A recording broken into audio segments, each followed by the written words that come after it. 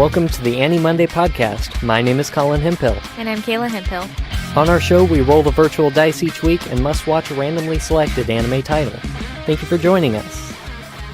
Last week, we hit the random button on Crunchyroll, and our burden to bear is Kono Aozora ni Yakusoku. Sorry for butchering that. The full title of this show translates to The Promise I Made Over This Blue Sky. Welcome to the Tsugumi Dorm. This was originally an adult visual novel in 2006. Yay, good start. And it was ported to various PlayStation platforms like PS2 and the Vita in 2007, 2009, and 2015, all of those with the adult content removed. It was then adapted into an anime series in 2007. We'll be discussing the first 4 episodes in depth and try to avoid major spoilers. Not that there are any. Yeah, there's not a whole lot going on here. South Sakayama Island was a prosperous oasis in the Pacific Ocean until the Demizugawa Heavy Industry's aviation branch closed, leaving the families involved with the company no reason to remain on the island. Wataru and the ladies of Tsugumi Dorms know this all too well, as 4 of the girls will be leaving the island within the next year. We join this group as they reminisce over their first meetings and as they prepare to say goodbye before the demolition of the dorm. So we watched 4 episodes of this show. Can you describe a little bit about the way that the episodes are structured? Yeah, so this was a little bit different than some of the other shows that we've watched so far in that each episode covered an individual person, but they were paired. So episode 1 and 2 covered the story of Rina, and then episode 3 and 4 covered Mahayo as a character focus. Yeah. And then I believe there's 12 episodes, so there should be 6 character stories going on. So that seems to be kind of a leftover from the original format of this, which would have been sort of a visual novel kind of thing. I'm not sure that that really translates well. It was kind of jarring to have these little segments where they focus on one character for 2 episodes, and we didn't really get, even though there was 2 episodes fully devoted to one character, we didn't really get to know the characters at all. No, because they don't go into the characters past their individual stories. So whenever a character is being showcased in their pair of episodes, all the other characters are kind of pushed off to the side and they're just background characters. So you don't really get to see their personalities come through unless they're being showcased. What do you think about the overall story? We kind of talked about this outside of the podcast, and we actually know someone who's kind of in a similar situation to this or has been in the past. Yeah, we have a couple of friends of ours who grew up on an island in the Pacific Ocean that it's a government contract, and that's the reason why there's so many Americans on the island. And we actually asked our friend if this would happen. If the government contracted ended, would everybody just leave? And both of them said yes, that there would be no reason for any of the Americans to stay on the island if they didn't have work. Yeah. In this case, it's more that there was already a population on the island, but it wasn't terribly full. And then this big aerospace industry company came along, and suddenly there was all this work there and tons of tourism and people who lived on the island consistently. Yeah, they actually go into that in one of the episodes because one of the characters, her grandfather is actually, I guess, the owner of that company, and he was the reason why that branch was brought to the island because he fell in love on the island and also fell in love with the island. So he brought the branch there. And I guess since his passing, they decided to close the branch. They didn't really say why they were closing it, just that they were closing it and everybody was going to be leaving. In terms of overall kind of story and character stuff and the pacing of the show in general, it was a slog. It was. This was so hard to get through. Like, I was talking about how we've had pretty bad luck so far with the roles, but even the shows we've seen that are just absolute trash, this was just miserable to watch. It was so unfun. Yeah, a lot of it had to do with, at least the other stories had stories, and I think part of what's frustrating, maybe for you and for me, was that this is purely character-driven. There's not really a plot. It's just like, hey, let's teach you about these characters and see their relationships. The problem ends up being that the characters are not well developed. If they were more well developed, they'd be more interesting to follow. But since they're not interesting, the whole thing feels like a drag. Not only are they boring and uninteresting, I thought they were so petty and so frustrating. That's just high schooler, sweetie. Well, maybe, but I mean, I've seen a lot of anime that deal with high schoolers. Mm-hmm. These characters were unbelievably unbearable and just difficult to watch and listen to. Sure. Yeah, the main character, Wataru, he's kind of a jerk. Super rude all the time. Our first encounter with him is when Rina comes to the island as a transfer, or she comes to the high school on the island as a transfer student, and she's going to move into the dorm with Wataru and the other girls, and she doesn't really want to make friends with anyone because she knows she's going to be moving and they're all going to be moving. So she says, like, there's no point in being friends with you guys. And Wataru is just like, that's unacceptable and you have to be our friend and I'm going to do whatever it takes and make you feel really uncomfortable.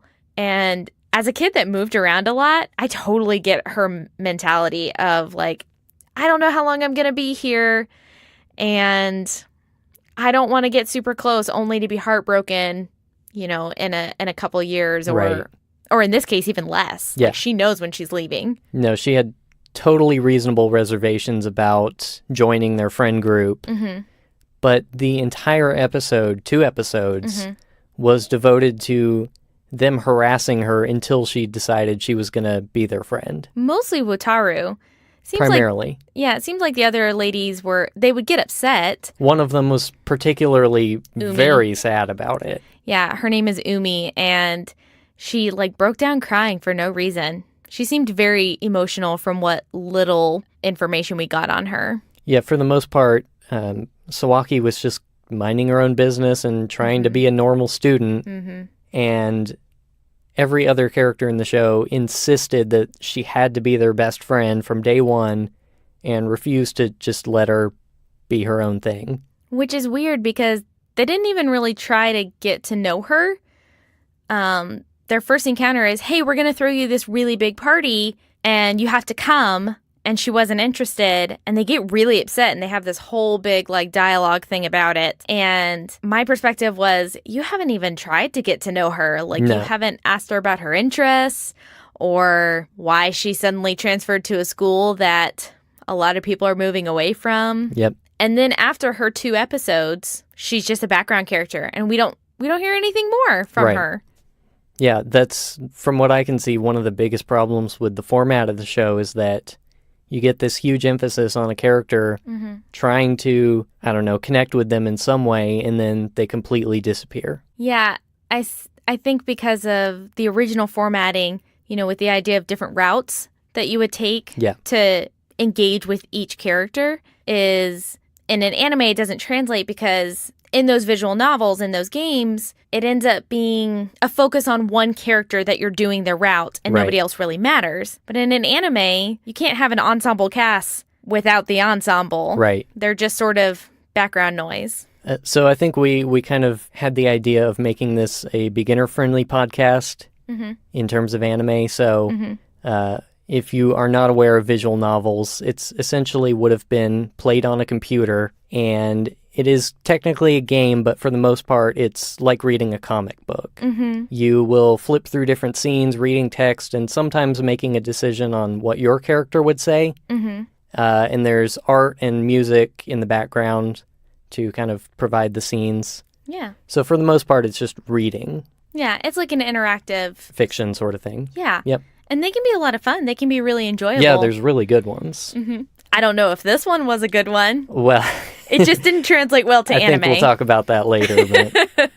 But, so how about the second girl, the episode 3 and 4, Miyaho? Yeah, her personality is described as being klutzy, but it seems like there was one point that the main character, Wataru, is trying to get her attention by throwing rocks at her window. And she opens the window and he has thrown a rock and it hits her in the face.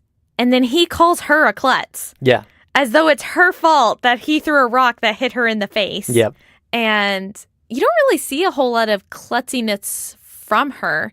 In fact, I was thinking about how she's a character that always counts. There's this long, it's like 308 steps. They keep talking about how many steps there are up to their dormitory from like the main part of the island. I guess so, yeah.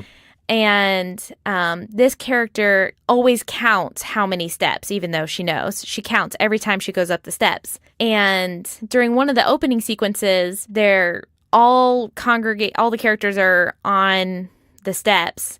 And one of the other characters is the one that trips and falls all the way down the stairs. Yeah. It's not her. We see her do like 2 klutzy things, maybe. Yeah, so the background on this girl is that because she is sort of the successor to the Heavy Industries guy, which was her grandfather, who basically established the school that they go to and a lot of that. She's supposed to be like the caretaker of the dorms, and one of the things that they used to indicate that she was klutzy is she was trying to fix a rooftop, a tile on a rooftop, and just couldn't hammer a nail in. And that's pretty much it.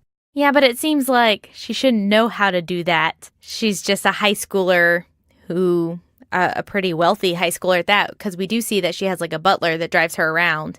And she actually has a house on the island, like a big house. Which we couldn't figure out because the whole point of this show is that all of them live in this dorm together. Mm-hmm. So why is she there? Why do they have that house if they were so invested in the dorm? Yeah, we're not sure. But yeah, she doesn't seem to have any reason why she should be the caretaker other than that her grandfather was the caretaker. And that's what they use to say that she's klutzy. Since we didn't really get introduced to any of the other characters, there is one other character that I do want to talk about, which is their homeroom teacher. Mm-hmm. I think her name is Sayeri. Yeah, I think that's right.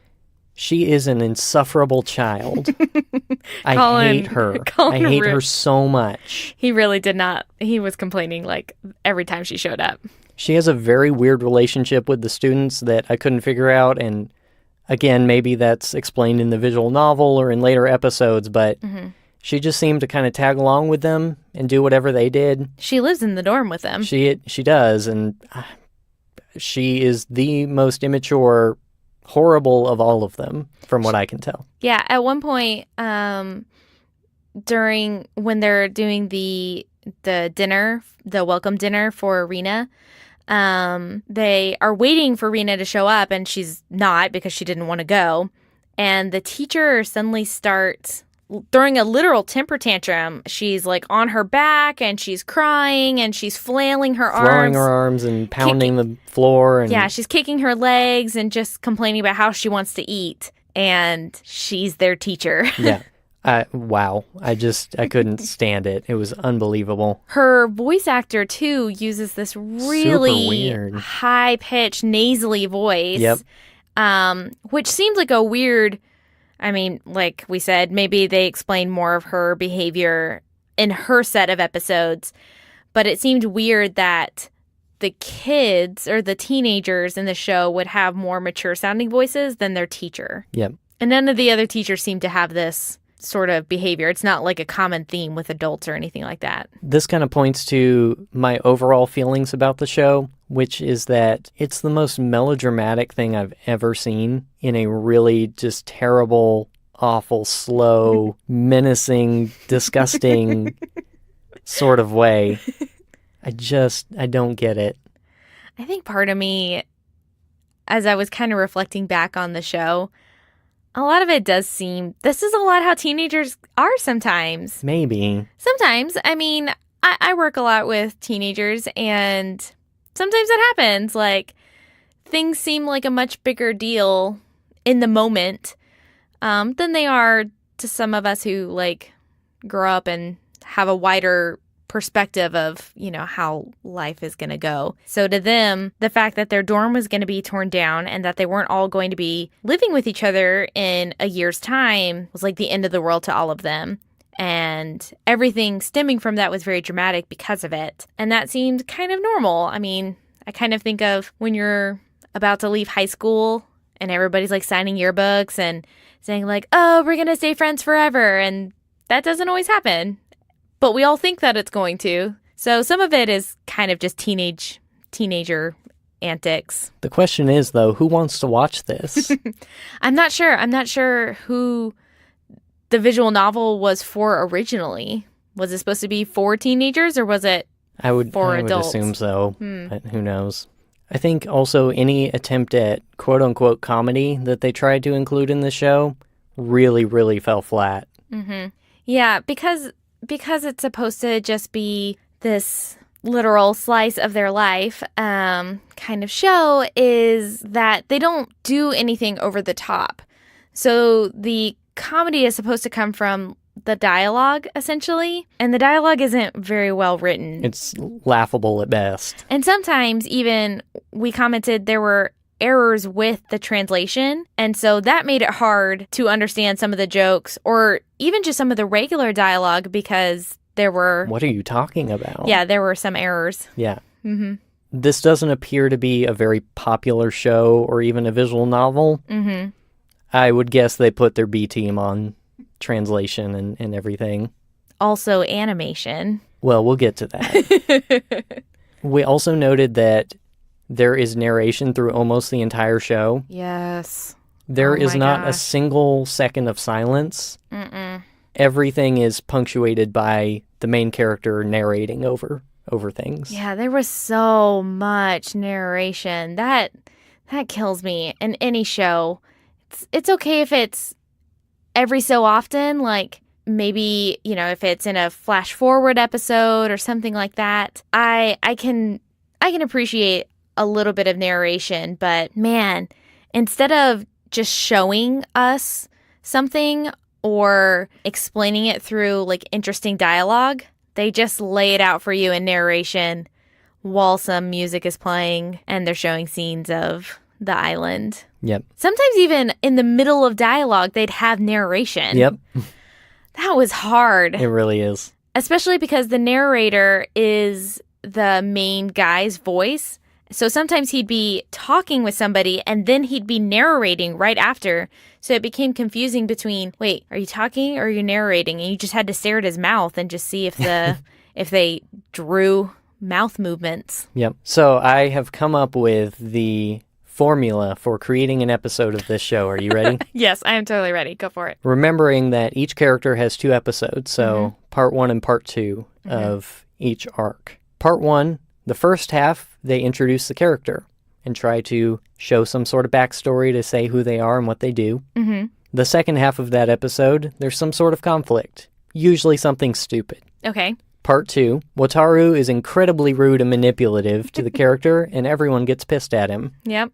And then finally, the second half of part 2, Wataru shouts really pointless nonsense at them for 12 minutes, and suddenly they have a complete change of heart and come running back to the group. Yeah, that's exactly what happened in every episode. Every 2-part. Yeah, this whole sequence has only happened twice to us, but I can't imagine it being any different for the rest of the episodes. Well, and that's kind of how a visual novel sometimes can be when you're playing out the different routes, is they can be very similar up to a certain point and when they start to deviate.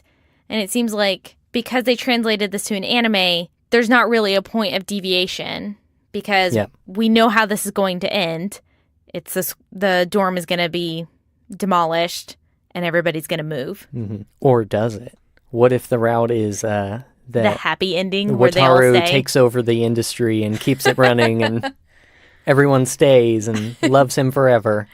Yeah, I doubt it. I mean, I've seen quite a few anime that were based on visual novels, and what they all did that this show does not do is that they picked a route and they stuck with it. Yeah, so that you would feel like this is how it was always supposed to be. It's a complete story, right? And sometimes they even have multiple versions of the same anime that follow different paths. Yeah, so it would be like series 1 of this thing would be like, we're going to follow the happy route. And then series 2 would be like, same characters, different route. Here we go. Yeah, that would make sense. It seems like they kind of just picked the first half of the route. Yep. Where he doesn't get an ending with anybody. Mm-hmm. And so you're just kind of in the boring, frustrating conflict part. Right. With no resolution. Which I think for me was part of the frustrating part is he sort of becomes friends with whoever the girl is, but that's how it ends. Each episode, the second part of the pairing ends with like, hey, we're kind of okay with each other now. And then it moves on to a different character. Yeah. And then the rest of the episodes where it focuses on a different character, it's just kind of assumed that background character is now permanent friend. Yeah. Even though they haven't gotten to most of those characters yet. They're just kind of treated like the friends group. Yeah, so it started with the transfer girl, and then as soon as we switched characters, she was just in the background, totally fine, and like acted like she had been there the whole time. Which I guess they did her first because it wouldn't make any sense otherwise. Yeah, she had to be first. So earlier you alluded to the animation. Mm-hmm. Were you getting at something in particular? It's not great. Yeah, man. At one point, they had this scene where they're like outside and everybody has incredibly shiny hair. Yes. Like mirrored shiny hair. And they don't stick with their proportions very well in the faces. So one thing that I had noted a lot to Colin was several of the girls have, which can be common in anime, they have really, really big eyes and then really big mouths. So think like 2/3 of their face are their eyes and 1/3 of their face is their mouth. But with the main character, Wataru, his proportions kept changing. So his eye size kept changing depending on how, involved or emotional he was. And it seemed more out of place or not on purpose than like how they're supposed to. Yeah, it's clear that they took shortcuts wherever they possibly could. Mm-hmm. If you were to stare at a still of any single keyframe in the show, you would realize that it just doesn't look right at all. The faces, the backgrounds, everything looks cheap and poorly drawn. Yeah, at one point we noted in order for there to be a lot of movement and kind of distract you from the quality of the animation, they frequently have some sort of wind blowing with cherry blossoms. Mm-hmm. That happened a lot in the first episodes. They constantly had cherry blossoms like blowing in the wind so that you would kind of be distracted from the quality of the animation. And it's clearly just like an animation pasted on top of the scene. It's not even drawn into the scene. Mm-hmm. I don't know if you noticed this, during the part 2 of the first characters, there's a part where they're running a marathon together and they stop in the middle of their marathon to have a discussion. Mm-hmm. And the wind's blowing and they copy and pasted the wind sequence like 2 or 3 times. So the wind would blow and then it would stop. So their hair would stop billowing, their clothes would stop billowing, and then it'd start again like a second later and they'd still be talking. Yeah. So it got to the point where it was really noticeable. It wasn't like, oh, well, that's naturally how the wind is that it would stop. It was too rhythmic. And because of that, you could tell that it was just copy and pasted. Yeah, they reuse stuff all the time. And they also rely on ultra close shots all the time. Yes. So they just fill the entire frame with someone's face so that they don't have to draw a background or any kind of activity or motion or anything. Yeah, I noticed that is there are very few sequences where you see more than like their shoulders up. The character designs themselves, too, are just kind of cut rate visual novel, if you know what I mean. Yeah.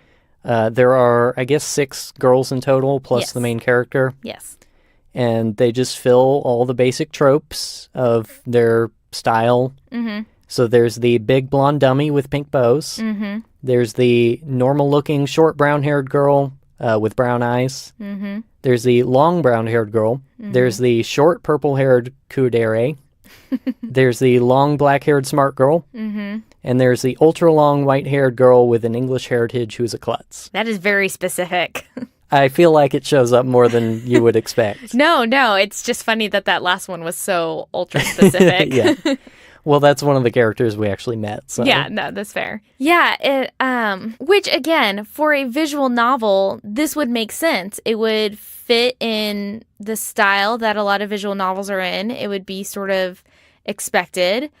But in an anime, man, you gotta develop those characters more. Either, well, both visually and through their actions and through their dialogue. And everybody was just kind of one note, and that included the animation. Is that some of the girls were actually kind of hard to tell apart because they look so similar. Yeah, agreed. Speaking of visual novel, something that's common in these games is that the soundtrack is a very simple looping sequence of music. Mm-hmm.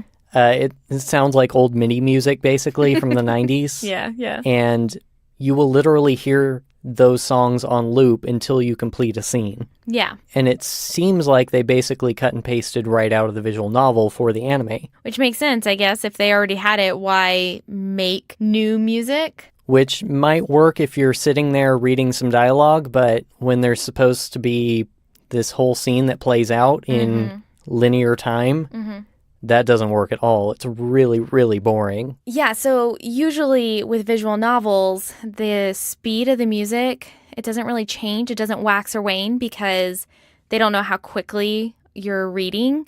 So there's no dynamic music in visual novels. In an anime, you need that. You need it to feel what the characters are feeling or what they're experiencing. And in the show, like Colin was saying, the music doesn't do much of anything.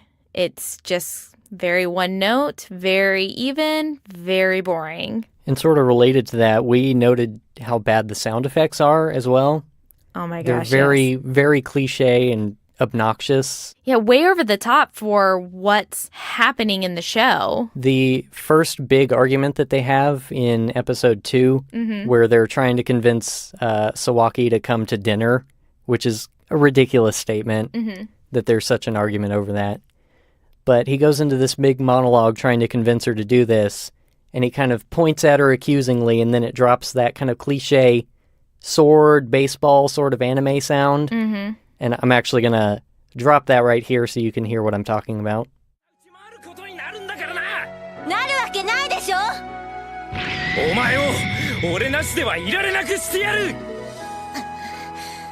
That thing.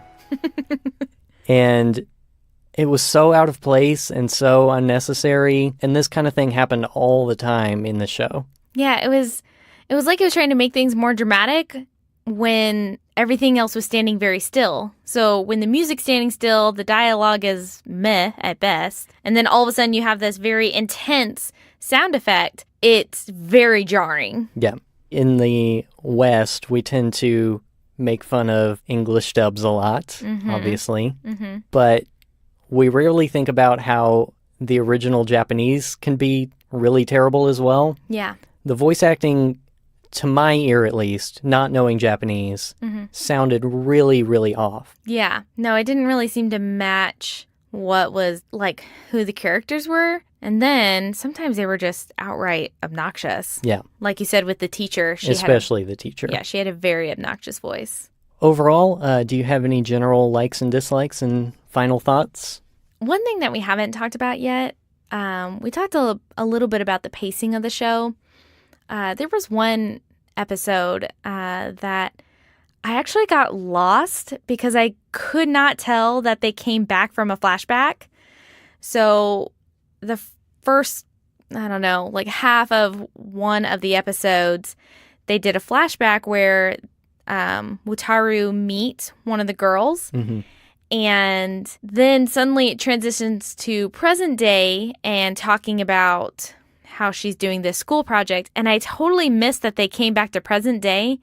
And you and I had to talk about it and then figure it out with the next episode that it was a present day thing. Yeah. Because the transfer student girl was present. And we're like, oh, then it must be present day if she's here. And that felt awful that I could not tell that we came back from a flashback. Yeah, for sure. We've talked a little bit about the pitfalls of this coming from the visual novel background that it does. Mm-hmm. But something that we haven't really talked about is the fact that it was originally an adult visual novel. Oh, yes. We have not discussed this. So, not knowing much about this, my assumption is that the whole background for the story is that there's this one guy who lives in this dorm and 6 women, and your goal in the game is to sleep with one of them, all of them.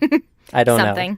So that doesn't lend itself well either to the way the show plays out. Which it sort of felt like that in the first episode, because the opening sequence is him in his room with a half-naked girl. It's the transfer student girl, and she's just in her undergarments on the floor, passed out. Yeah, and they kind of address that later. Apparently, he, got drunk, and they went home together, but they don't really say what happened or why. Which they didn't really explain why, because she wasn't drunk. No. They don't really explain why she would then have her clothes off. Who knows? Didn't make any sense. No, and so that's part of, I think, why the characters ended up being so bland, was because, honestly, they were supposed to be for more tantalizing things, that they were really designed to be more sexual in nature. Yeah. And because they ripped that part out, they didn't fill it in with personality. So it's just these very bland characters that have no personality and no sex appeal. So there's nothing going on. Yep. I mean, we've had many shows that have been very sexualized, and at least, there was some personality. I guess, yeah. I feel like if you're going to have one or the other, you got to do it all the way. Either you got to make them be appealing in that sort of sexual way, or give them personalities. You can't take out both. Yeah. Well, this was a boring one. So would you watch more of this? Not a chance. Yeah, I like the idea of a character-driven story. Yeah. That's why slice of life usually doesn't bother me so much, because I love listening to people's stories. I think people are really fascinating. It's just what I love to do. But you got to have some interesting people. Yeah. And they weren't interesting in any way. No. So no, I probably wouldn't watch this either, unless they totally redid it and gave them personality. I don't see that happening. No. So this is a no for me too. No, it overall does not seem like this is a well-received show. Mm-hmm. And I can't really find much about the original novel either, so. Yeah, that was something when we were trying to do research for the show. It was really hard to even find a synopsis of an episode, because nothing was written about this show at all. Probably because it's so hard to say. Well, that too. Follow up from previous weeks. It is worth noting that Kayla has completed Magical Girl Ore. Yeah, it was awesome, y'all. It was the best. So that's one thumbs up and many more thumbs down so far. Hopefully we'll have some better luck this week, though. Yeah. Come on, magical roll. If you want to learn more, you can visit our website at animonday.moe. That's animonday.moe. And you can send us questions and comments to podcast@animonday.moe. And you can find us on Facebook and Twitter. Our username is AniMondayCast, and you'll have links for that on our website. Thank you to Crunchyroll for the nearly infinite repository of anime that you've provided, and for the random button, which produces these wonderful and wonderfully terrible things. You can follow along each week. We'll have a link to the current title on our website and social media. Some titles might require a premium subscription on Crunchyroll. You can also subscribe to Verve at vrv.co, which gives you access to Crunchyroll, Funimation, and lots of other great video services. They actually just added a whole bunch of old Nick shows. Yeah, it's been awesome. We've been watching it. So Doug and Legends of the Hidden Temple. Which is still great. Oh, well, it's terrible, but... Yeah, but that's what makes it great. So go check those out as well. Mm-hmm. Thank you also to C2A for providing the intro and outro music of our program. You can find those on the Senpai EPs on his Bandcamp and other major streaming services like Spotify. I'll have links in the show notes and on our website if you want to check him out. All right, are you ready to roll? I am. Random button in 3, 2, 1. The series for this week is Love Tyrant. And the first episode is called I'm Getting In on This Too. Whoa, Forbidden Love? Have you heard of this one? No, I have not. It looks fun. We'll see. All right, I think that's going to do it for us this week. Thank you for joining us. We had a good time. Yeah, this was a lot of fun. The show wasn't, but recording was. Always, always. All right, we'll see you next week. Bye, guys.